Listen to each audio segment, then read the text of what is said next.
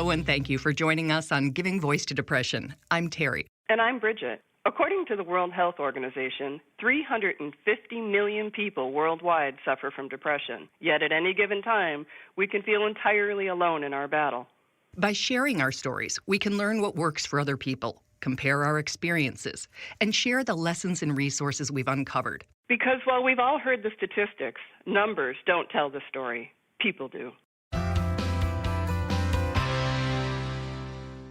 Today's part 3 of our 3-part series on stigma. The first was that we confirmed that stigma really does exist, which was certainly not any surprise to anybody who's had depression. The second was the impact on people's lives. And today we're talking about how would life be different if stigma was reduced? So we asked a number of the people who we have had the pleasure and honor to interview how a reduction in stigma would make a difference. Some of them answered that more globally in terms of how things would be different for everyone, and some spoke about how it would be different for them. Let's hear what they had to say.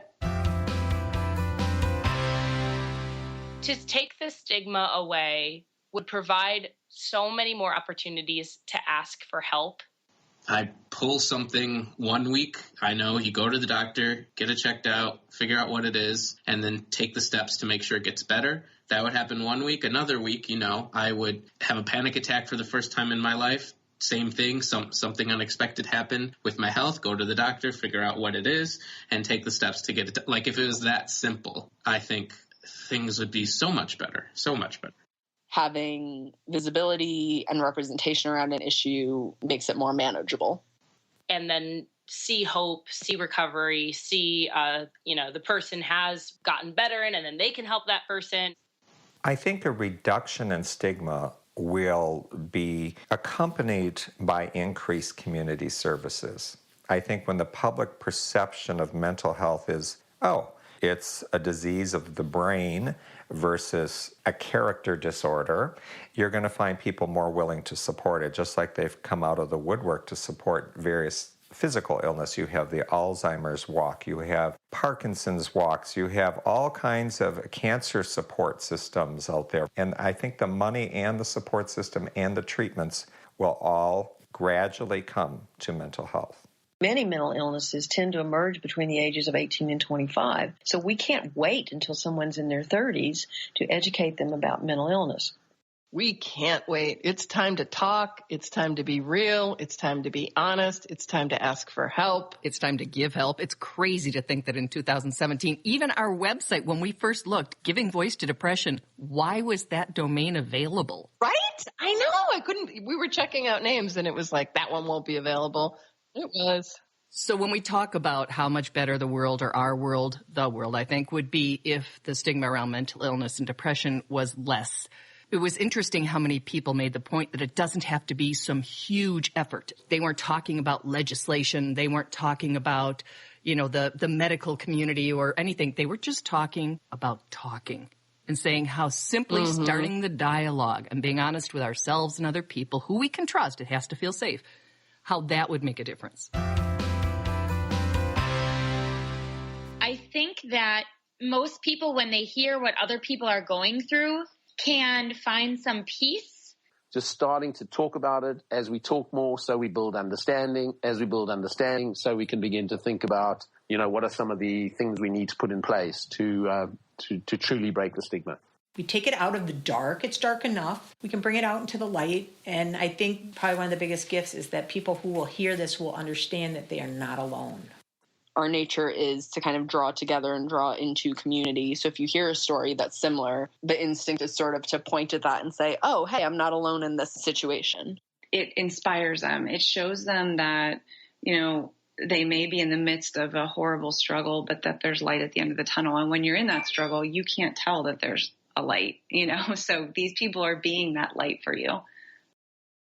Right. Not just a bridge, but a light for you, because it is true, whether it's a single episode or for some people, for whom it really doesn't seem to end, you do not remember that there's light. And to be able to hear people, I just think of the things they said. Find peace, be the light, develop understanding, find out you're not alone, be inspired. I mean, imagine that just coming from talking. talking is a huge step toward reducing stigma, and so is listening. Listening to somebody who's confused and listening to somebody who's filled with fear. In fact, I was listening to a website called letstalkbell.ca, which is a Canadian website, where they've raised $100 million for mental illness across Canada, filled with great videos and great resources. And somebody said, don't give advice, don't tell people what to do, let their voice be heard, close your mouth, open your ears, and open your heart. I love that. Yeah, it's beautiful. It's a great website. It's filled with celebrities, Jim Carrey being my favorite. And they've raised over $100 million for awareness and education across Canada. Why can't we have something? It's the government in conjunction with the phone company and some other organizations, but why can't we have that here? Well, I don't know. I don't know why. I hope we can. Some other interesting websites and podcasts and efforts. Minds at Work. We're going to be profiling the man who started that. This Is My Brave. We have an interview with the woman who started that.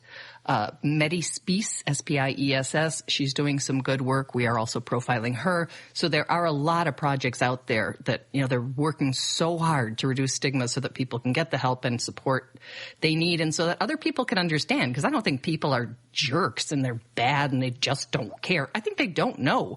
And Maya Angelou, that great line, when we know better, we do better. I really believe, and I'm seeing it in my own life, people saying, I didn't know. I just didn't know. Not good enough anymore. Time to learn. Time to learn.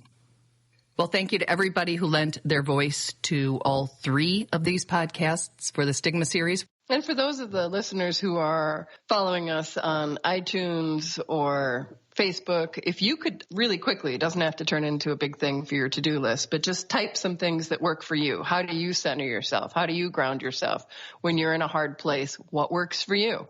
And any ideas you have for a specific podcast. If there's a question, and the one I get all the time from people who don't have it is, what's the difference? What's the difference between little d depressed and big D depressed? And we will answer that question to the best of our ability with, some counselors and therapists and experts. But let us know what you want to hear, because this isn't for us. This is for you. Thanks for listening to Giving Voice to Depression today. We hope that by hearing others' stories, you gain understanding, compassion, and some hope. And remember, be kind, because everybody's fighting a battle you know nothing about.